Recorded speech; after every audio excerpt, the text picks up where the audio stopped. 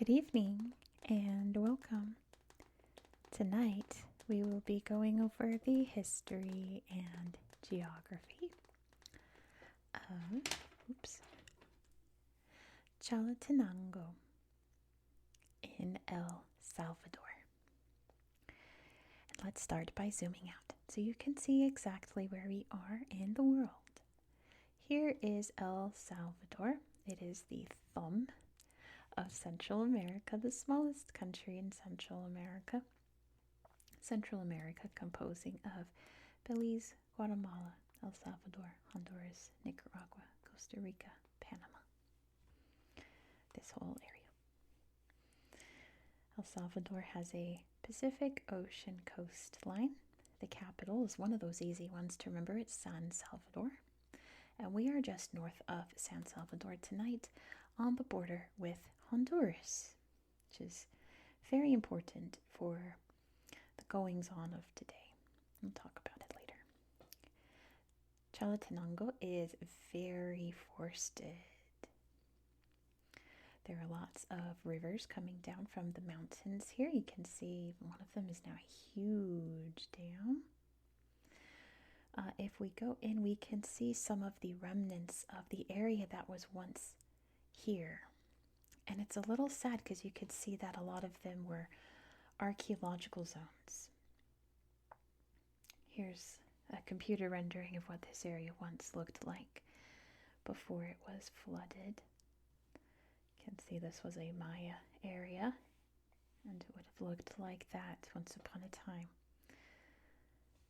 Now it's underwater, isn't that sad? And there's, of course, a few islands here and there, but gosh, imagine all of the history that's been lost. But, dams like this exist for our present benefit, although I believe that all the history sites should also be for our present benefit. But this is for electricity, this is for water management, because there are many farms, ranches also throughout this department. They need their water in order to help the country. Today, a lot of coffee is grown in this department, which is interesting because the area you're going to tomorrow also has a huge coffee industry, but on the other side of the world. But this area became famous for indigo. There were many different indigenous groups living here at the time of the Spanish conquest in the mid-1500s. A lot of people were brought here from Spain to work before the slave trade occurred from Africa. Many indigenous people here fled, fought back, or passed away, probably from disease brought by the Spaniards or fighting back the Spaniards.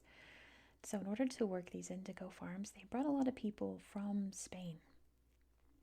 So it was a very heavily populated Spanish area, even though it was not heavily populated. But the population that here was majority Spanish for quite a while. Of course, eventually a mestizo population would occur, and then independence would come. And then they became their own people, Salvadorians. Here's Chalatenango, the main town here. I didn't really find any pictures in this town. It looks like it's just it's like a little city. There's the main market, there's the dollar store, we've got the swimming pools up here. If I show you the main slideshow, we can see the watering area by the river.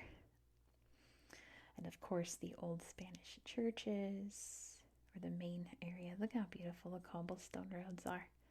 I wonder how old those are. Probably very old. But it's just, look at a little farmer carrying water with the horse there. It's very quaint from what I can tell in my research. It's very, for the most part, we'll get into it, but for the most part, laid back, slow living, farming communities, but full of majestic beauty. Let's head up to the mountains. Look how high up we're getting.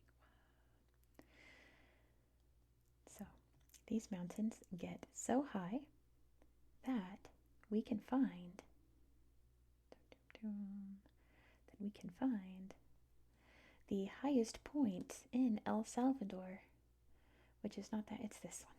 I almost have that. It's this Cerro El Pital. It looks like there's a party happening on top of the mountain there. But this is as high up in El Salvador as you can go. Pretty cool. Yeah, it looks like they have parties here, big camping parties. Lots of big trees to climb, and of course, you're high up in the clouds. There's the border with Honduras and El Salvador. Beautiful waterfalls, because we are in this Central American rainforest. Lots of activities up here, lots of hiking. So much to see, so much to do. It's beautiful, beautiful, beautiful. There's a lot of actually like really great slideshows in this Google Earth area, and as always, I'd highly recommend that you poke around for yourself because there's just too many to show you. The history here is very brief, so I'm not going to show you too much, but look at the pretty flower. That's gorgeous. That is a beautiful flower.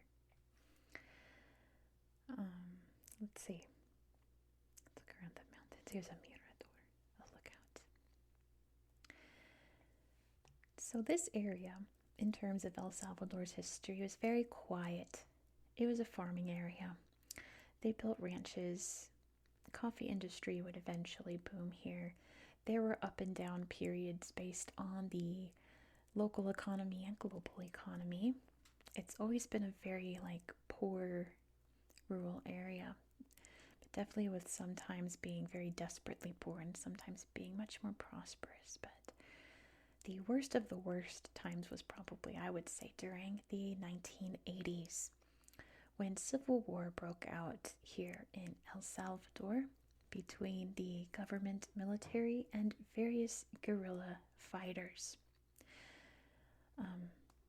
The main one in this area, let me make sure I get it right, FMLN. A lot of violence, a lot of very horrible, I'll just say it, massacres. I was trying to think of a safe way to say it. No, just slaughtering of villages for suspected treason. And there was actually one, I'm not going to find it because it's in a tiny, I just found it.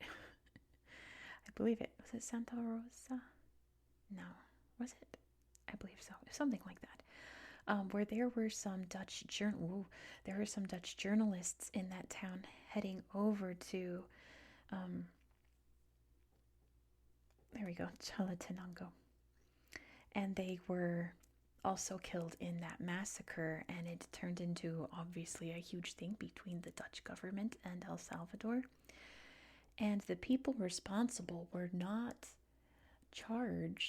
found guilty of this crime until 2025. This massacre was in 1982. They got 60 years for each of the 4 journalists that were killed. But gosh, if that was 40 years ago, gosh, they must already be very old people. So they will spend the rest of their lives in prison for what they did, which is great, isn't it? It died down in the mid-1990s. There was a lot of government investment back into this area at that time to try to rebuild because many areas were just destroyed by the violence here. And for the most part, it worked. There is a huge, huge tourism industry here. From what I saw online, there's all kinds of lodges here. There's all kinds of, as you can see, there's parks. You've got camping, dining, hiking. There's camping cabanas over there. There's an old plane crash. That's a little scary. There's some national heroes there.